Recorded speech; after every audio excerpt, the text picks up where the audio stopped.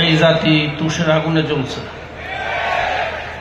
বিশেষ করে বিগত 15 বছর সকল জুলুমের সীমা লঙ্ঘন করা হয়েছে।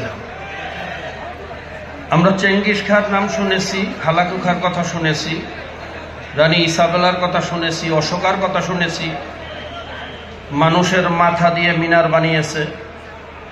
আমরা আবু জেহেল নমরুদের কথা শুনেছি। কিন্তু দেশের স্বার্থ বিক্রি করে ক্ষমতায় যাওয়ার জন্য এইভাবে গোলামি চুক্তি করে এরকম কোনো জালেমের কথা শুনি নাই।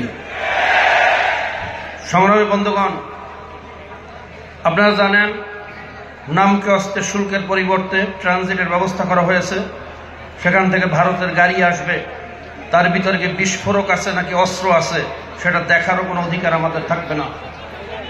ইকোনমিক্যাল জোনে ব্যবসা কোম্পানি যে ডেভেলপ করতেছে, সেই মিরেশ্বরাইতে 900 একর জমি ভারতের জন্য বরাদ্দ রাখা হয়েছে।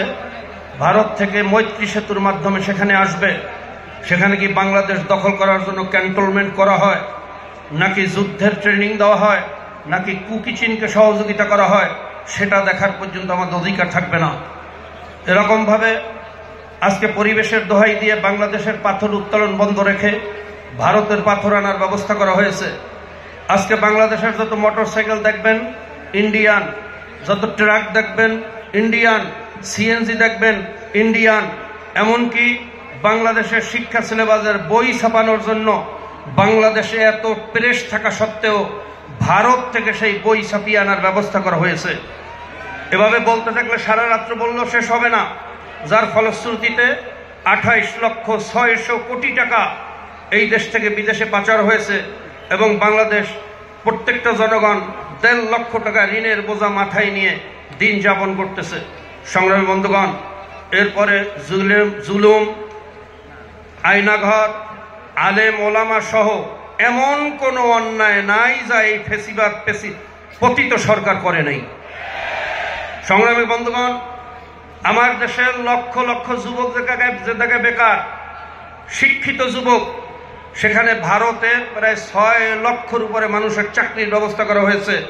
বৈধ অবৈধ মিলে 22 লক্ষ ভারতীয় নাগরিক বাংলাদেশে ইনকাম করার ব্যবস্থা করা হয়েছে।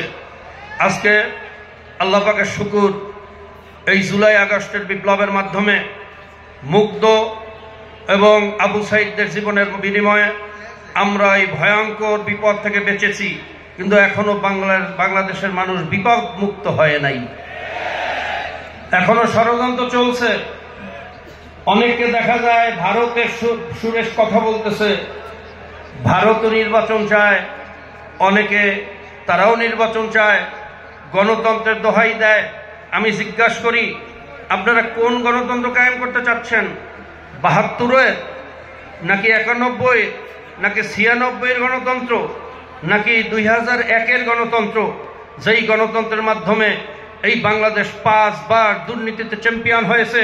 এরকম গণতন্ত্র বাংলাদেশের জনগণ চায় না। সংগ্রামী বন্ধুগণ, এই ভোটের মাধ্যমে জাতির ভাগ্যের পরিবর্তন হবে না। এই জন্য আমাদের মহতারাম আমির বলছেন পিআর পদ্ধতির নির্বাচন দিতে হবে। যদি পিআর পদ্ধতির নির্বাচন দেওয়া হয়, এলাকায় এলাকায় যে দৈত্য দানব তৈরি হয়, পেশি শক্তি ব্যবহারের মাধ্যমে, কালো টাকা ব্যবহারের মাধ্যমে এক একজন এক একটা দানবে পরিণত হয়, এদের মাধ্যমে বাঙালি জাতি নিষ্পেষিত হয়, নিপীড়িত হয়। এই জালেমদেরকে আসার সুযোগ দেওয়া হবে না ইনশাআল্লাহ। এই জালেম মুক্ত বাংলাদেশ গড়তে হলে পিআর পদ্ধতির নির্বাচনের কোনো বিকল্প নাই, কোন জোটে আর বিগত দিনের আগের সেই নমুনার ভোটে এই জাতির ভাগ্যের পরিবর্তন হবে না। মনে রাখবেন, ইসলামপন্থীরা যদি জোট করে, সিপিবি সহ বামপন্থীরাও জোট করবে।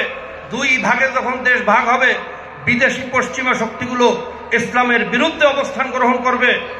বাংলাদেশের যে সমস্ত ফ্যাসিবাদের দোসররা আছে, প্রশাসন সহ মিডিয়াও ইসলামের বিরুদ্ধে অবস্থান গ্রহণ করবে।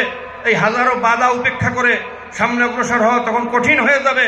কাজী জোটেও মুক্তি নাই, ভোটেও মুক্তি নাই, মুক্তির একমাত্র পদ্ধতি হলো পিআর। আমি সকলকে উদাত্ত আহ্বান রাখবো, আজকে এই যুব কনভেনশন থেকে যাওয়ার পরে আমরা জাতিকে উদ্বুদ্ধ করব পিআর পদ্ধতি নির্বাচন দেওয়ার জন্য, এই আশাবাদ ব্যক্ত করে আরেকটা কথা না বলেই নয়। গত 2 দিন আগে দেখলাম বাংলাদেশের নতুন একজন মুফাসসিরে কোরআন আসছে। নতুন মুফাসসিরে কোরআন, তিনি তাফসীর করেছেন কোরআনের সাথে নাকি রাজনীতির কোনো সম্পর্ক নাই। আমি অন্তর্বর্তী সরকারকে বলবো, ওনাকে আমার মনে হয় বাংলাদেশের জাতীয় মুফাসসির হিসেবে ঘোষণা দেওয়া দরকার। আমরা এতদিন তাফসীর পরে এটা পেলাম না যে কোরআনের সাথে রাজনীতির সম্পর্ক নাই।